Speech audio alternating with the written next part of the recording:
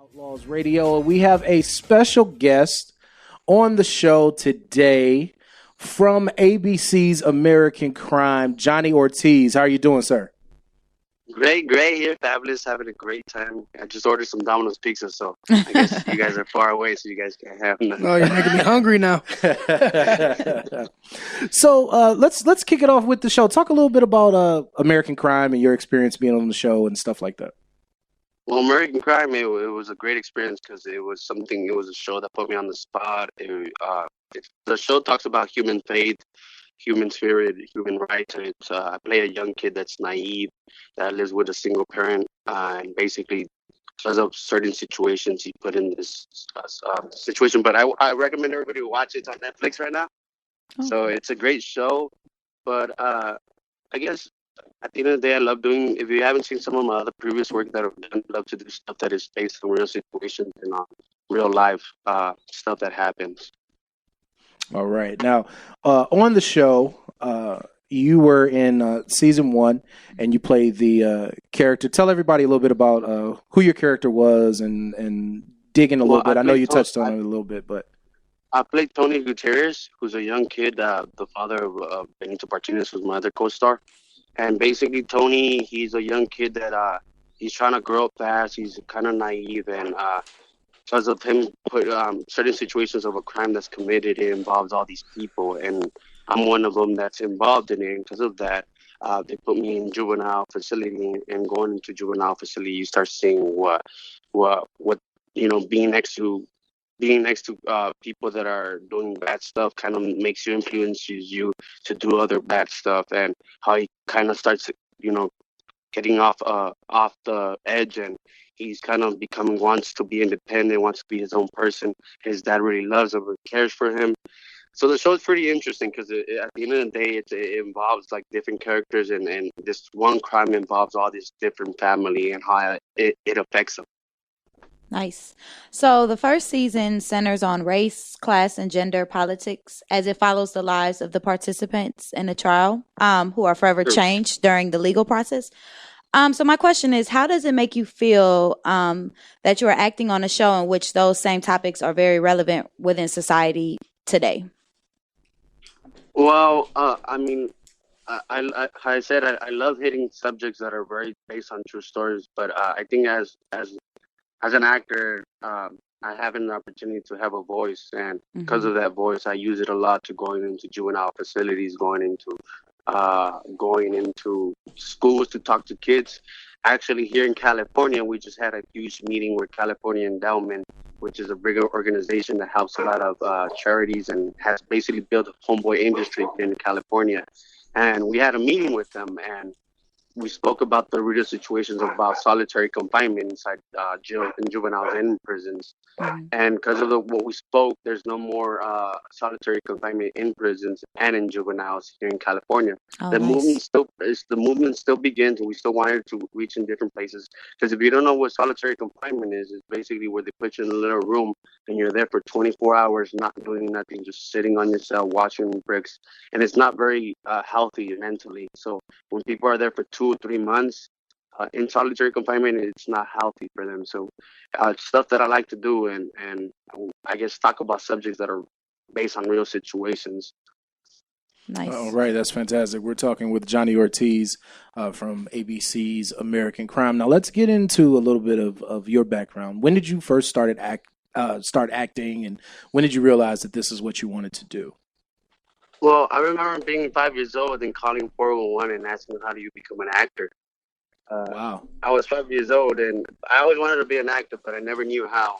My parents came, they came over here, and they started a family, started working hard, and they never knew how the industry worked. Most of my dad's side of the family are in gangs and have been in and out of jail, so I kind of got influenced by that way.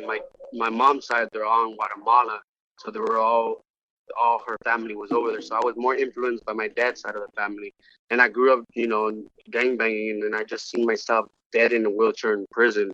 So after growing up, I wanted to do something for my life. I ended up doing 2 years in juvenile. And after that, I remember the last 6 months of being inside there. I looked around and all I seen was African Americans and Hispanics inside jail, and I wanted to change that. I wanted to do something. I wanted to become a voice. After I came out, a week before I got kicked out of the school, I met this life coach, his name is Eddie Padilla, and he brought me into these acting classes. He kind of took me out of the streets and started taking me to film festivals, and that started opening my eyes to like, wow, there's a better life than the streets. Uh, and as I started doing it, I took 2 years of acting classes with him on a nonprofit called Casa 001, who the founder of that place was Josefina Lopez, who wrote Real Women Have Curves. And I have so much respect towards her because she opened up this nonprofit of acting classes where she didn't charge kids nothing. And I went and took the classes. And after 2 years with my life coach, I decided to take it professionally. Sat down with him, and sat down with him. I told him I wanted to take it professionally. So I ended up getting an agent, and because of my agent, my first role was on Southland, the cop show. But I basically got to pay a gang member, basically paying myself. But it was a great experience because it was like, I was there for a little bit of time and I got paid a great amount. So it was kind of like, wow, you get paid for being in the movies. So it was a great experience. And I remember that day. It was an exciting day. I asked my dad, who has the biggest TV from our family? And my dad had said my Aunt Rosa. So we went to her house. She had a big Plaza TV. You know how usually when someone does a screening or something, they usually check like a minute or 2 or 3 minutes ahead of time to see if the TV's working and everything. Right. Well, my family didn't do that. So when we turned on the TV wasn't working. So the show was about to start, my episode. So I basically they went to the garage and they pulled out a little small TV, small, like just the size of my head, and and the whole family right there trying to watch. And it was interesting. They like put Johnny in the front because it's his first time coming out, and I went. And then after that, I ended up doing a short film called Nanny that won an Academy Award in 2012. Oh, wow. It made a buzz. I was the main lead on it. But it was a great opportunity. It got me exposed. That's how I met my manager. And my manager, I met her when I got invited to the Academy Awards. I met her there, and she was excited. She gave me a card. I went through a process where I had lost my agent because my agent, her husband had a stroke, so she had to leave the business. So I was kind of left with no agent and I had a bunch of cards, but I didn't know who to call. So I ended up calling my manager, who is now my manager, Patch McKenzie. And I sat down with her. I remember I went with a suit. And she had an office in Beverly Hills, and I went with the suit. And she's like, so what have you done? And I said, well, I did this, and I done this little short film called Nanny that won an Academy Award. And she just hopped up and like her tears started crying. She's like, I've been looking for you. I actually voted for you. I'm part of the member of the Academy Awards. Wow. Oh, wow. Wow. It was like destiny. That's great. So I was just like, wow, like, oh, that's great. I felt the vibe. It was awesome. So I just signed the paperwork. After that, I ended up doing a feature with Danny Trejo with Strike One. It was my first feature that I did with actually a big, huge star.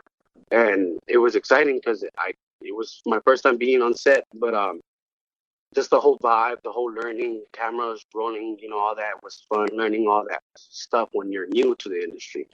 So as I'm going, I did that, and then I think 4 months after, I ended up landing McFarlane USA, which was a Disney movie that I did with Kevin Costner. It was 4 months of filming, 1 month of training, of getting up every morning and having to run every day. And I remember I tried to eat some fries, and Disney would be like, nah, you ain't eating no fries. No papas fritas. So it was a strict diet. It was something great. It was a great experience. I mean, it was my first time that a film that I have done had visited 53 countries. Oh, wow. So it was worldwide release, and it was something amazing for me. The whole press junkets, everything that was happening. And then after that, like 2 or 3 months later, I ended up getting American Crime on ABC. By this time, I only had my manager and my lawyer. I didn't have my agency, which my agency is APA, which is I'm blessed because it's one of the top 5 agencies in the world. And I had because of that, I had a meeting, and it was interesting because the person was actually with Jeff Wickers, who's the vice president of APA, was looking at me like, oh, so what have you done? I said, I've really done McFarlane. And I'm like, well, I'm up for this role where they give me a call back for American Crime. And then when I had that meeting, he had sent me, everybody went home.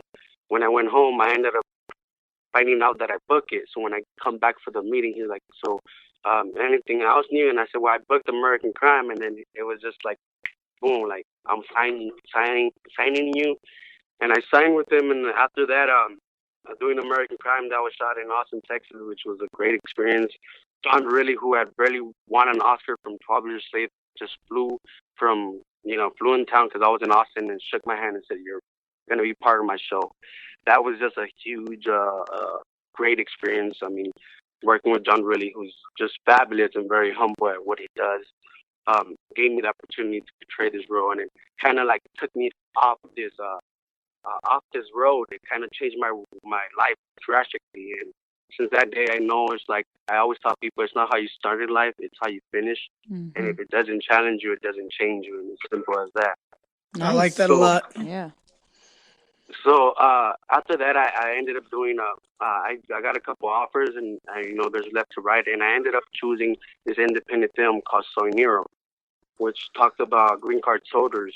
There's more than 100,000 green card holders.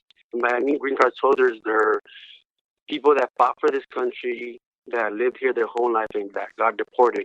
There's more than 3,000 of those soldiers that got deported.